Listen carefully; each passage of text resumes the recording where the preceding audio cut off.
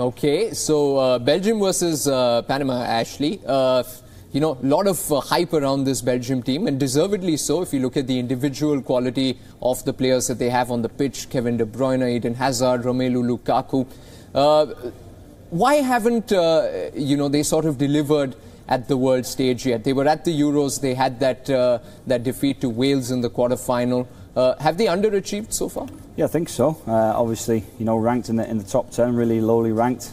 Big expectation. Everybody keeps talking about the golden generation. You know, they did a lot of planning from the grassroots level and bringing young lads through. It's been almost like an 8 or 10 year plan.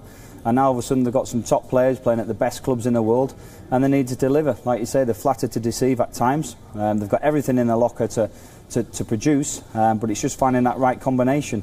Recently, players have come out to say they're not quite happy with the system. They're quite attack-minded. Sometimes they overplay, and they're vulnerable to the odd goal or to be counted on.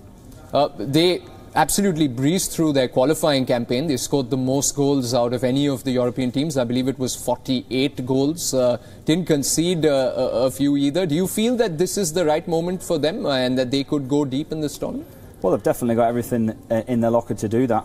You know, Lukaku is as strong as they come up front. Hazard, individuality. Obviously, De Bruyne can spray a ball on a sixpence and obviously score a goal himself, gets lots of assists, and then you only have to look at the bench. You know, Fellaini, Gianuzzi, Batshuayi, there's plenty on there that can come on and influence the game. They've got 1 or 2 injury issues at the back, which they won't be happy with. You know, that could stop them a little bit, and if you do look at the weakness, it possibly could be these injuries and who's going to come in and the back three maybe being dispersed and exposed.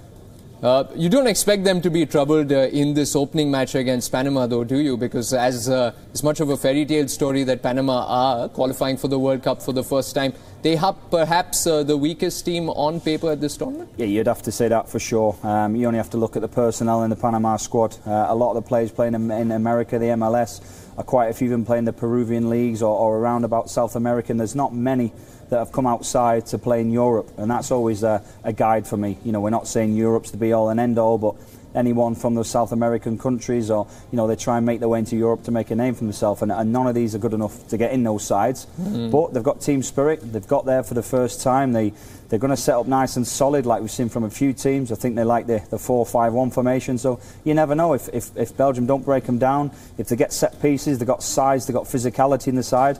Anything can happen. Okay, we're just going to take a look at what we think will be the Belgium starting 11 today, and that's going to be on your screens in just a bit. Like Ashley mentioned, there are a couple of defensive concerns in terms of injuries at the back. Their captain Vincent Kompany and Thomas Vermaelen are both injured, and so we predict Dedrick Boyata will start alongside Alderweireld and Vertonghen. But that's a fantastic midfield, isn't it? Ashley? Yeah, it certainly is. The only question mark for me is De Bruyne.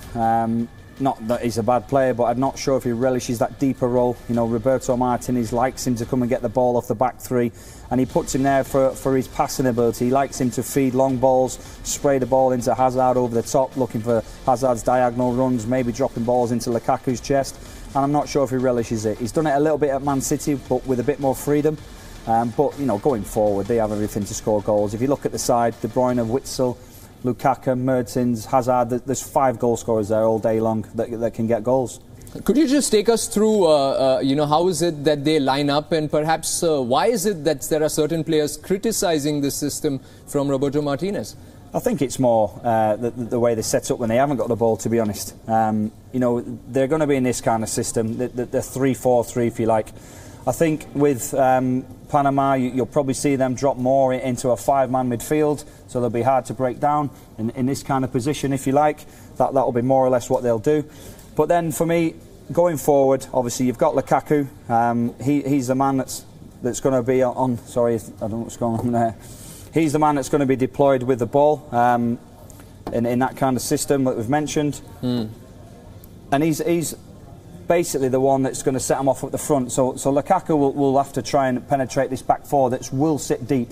So it's playing to his strengths. You've got to try and get Lukaku down the sides. But if that back four is deep, it's going to be hard to do that. We know that the wide players, Mertens, and obviously Hazard will be deployed to give him a little bit of width, but it'll be all about De Bruyne. Can De Bruyne get on the ball, which they ask him to? They ask him to come and get the ball off the back four, maybe play a little 1-2 into midfield to Witsel, get the ball back, and then can he look for Hazard's runs? The key for me is the back four of Panama. If you can get those up the pitch, which we hope to do, then you might see Hazard maybe penetrating and getting in behind. But the deeper this back four go, the harder it will be for De Bruyne to feed obviously Hazard with those dying runs, and then you have to try and play through the block of maybe 9 players, which is going to be really tough.